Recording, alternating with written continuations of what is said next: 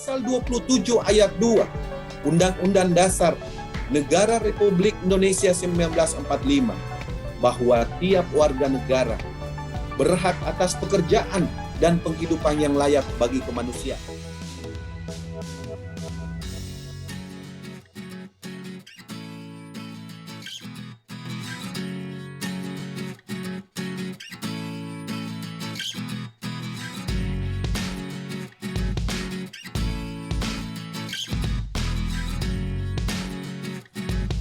Ketimpangan selama masa pandemi mengalami kenaikan, salah satu faktornya karena jumlah kelas menengah rentan miskin di Indonesia cukup besar.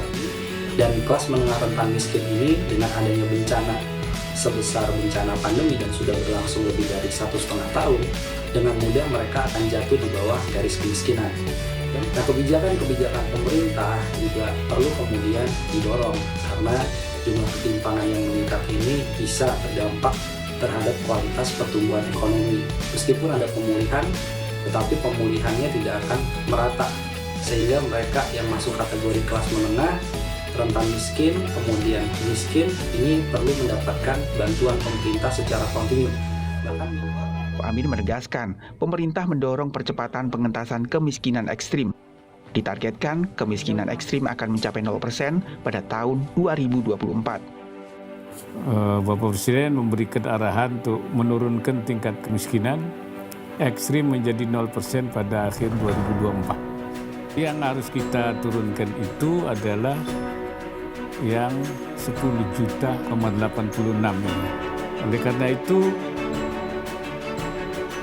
kita fokus pada kantong-kantong kemiskinan ini dan menyelesaikan kemiskinan ekstrim dalam jangka panjangnya itu 2024 kita harus menyelesaikan seluruhnya.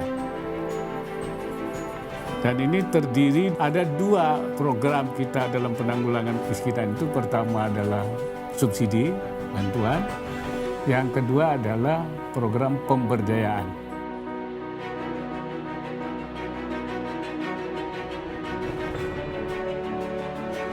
Nah, fondasi kuat lain yang diberikan adalah adanya program Kartu Prakerja yang turut berdampak positif pada kebekerjaan seperti mengurangi laju pengangguran. Nah, kita bersama menurut Direktur Eksekutif Manajemen Kartu Prakerja, Denny P. Purbasari, mengatakan bahwa sejauh ini survei terhadap 1,2 juta peserta Kartu Prakerja mengatakan yang 11% yang sebelumnya menganggur ini sudah bisa bekerja ataupun mendapatkan bekal yang lebih saat mereka bekerja di masa-masa seperti sekarang. Dan pada Februari 2020, 65% peserta yang bekerja, dan di dalamnya ini 47% diantaranya tetap bekerja selama masa pandemi. Artinya bisa memberikan bekal yang sangat kuat untuk tetap bisa bertahan di tengah pandemi ini. Dan per 7 Oktober 2020, saya kutip, realisasi program Kartu Prakerja ini ada di 19,87 triliun atau sekitar 99,4% dari pagu yang disediakan, yakni 20 triliun rupiah. Dan kemudian kalau dikatakan bersama, Presiden pun juga sebenarnya menegaskan bahwa program Kartu Prakerja yang dicanangkan pemerintah ini bukan untuk menggaji pengangguran, melainkan bantuan biaya pelatihan untuk pencari kerja yang berusia lebih dari 18 tahun yang tidak sedang dalam menempuh pendidikan formal. Itu yang cukup menjadi perbincangan sebelumnya. Selanjutnya kita lihat lagi di sini, dan selain itu Presiden pun juga turut menekankan pentingnya keberadaan Undang-Undang Cipta Kerja.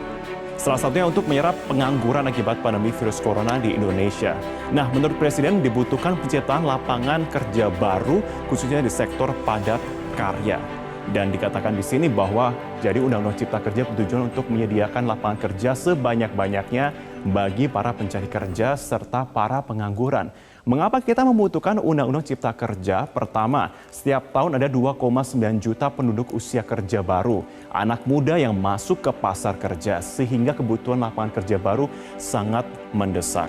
Nah, dikatakan pula bahwa tentunya dari Undang-Undang Cipta Kerja ini diharapkan oleh Presiden bisa menyediakan lapangan kerja untuk seluruh pihak.